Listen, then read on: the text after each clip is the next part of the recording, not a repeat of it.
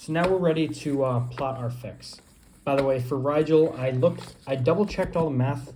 All of the calculations for the LHA were correct. All the calculations for HC were correct.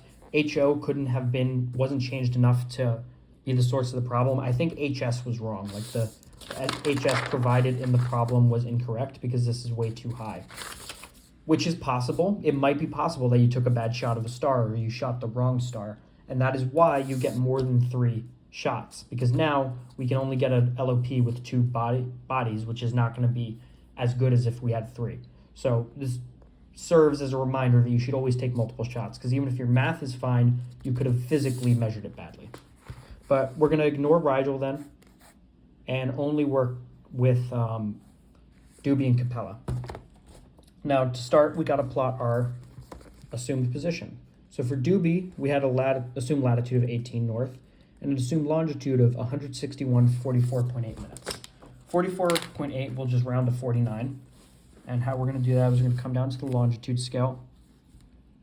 40, or around to 45, I mean. 45 is right there. Then we're going to put that off of 161 east. Mark that point. And remember, the nice thing about having your assumed latitude as a whole degree value, you can just put it straight on the parallel there. All right. Next, Doobie had an azimuth of 23 degrees true, 23.1 technically.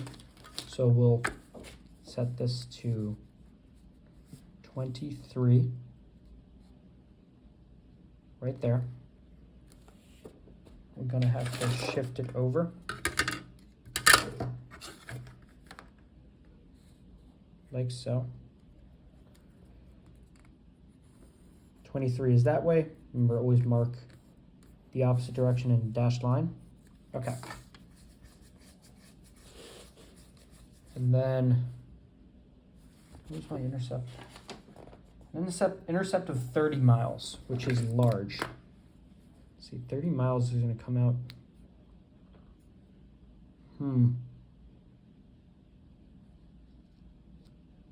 Maybe all of these shots are bad.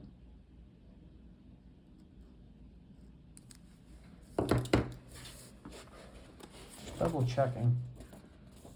HC of 37 degrees, 40.2 minutes, and then an HO of 38 degrees, 10 minutes. Yeah, that's 30 minutes. Okay.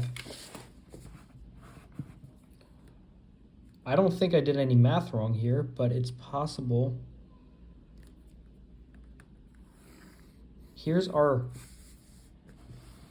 line of position for Doobie at 05, what was it, 0535?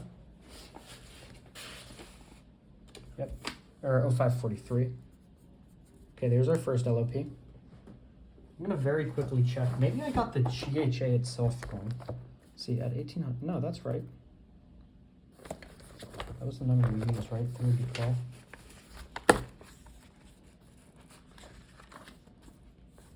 Yes. Okay.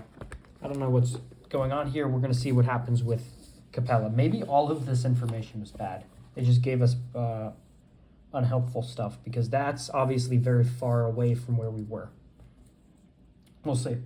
So Capella had an assumed latitude of 18 degrees, assumed longitude of 162 degrees, 22 minutes. So we'll come down to 22 here.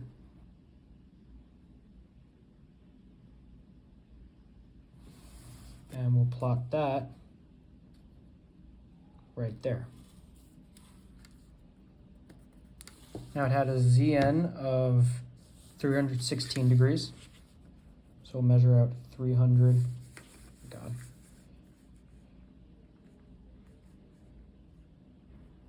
316 right there.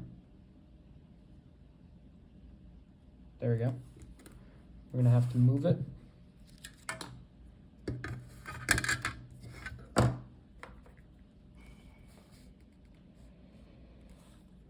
to, there's towards, and there's away. And we had an intercept of 13.9 miles away. 13.9. We can round to 14.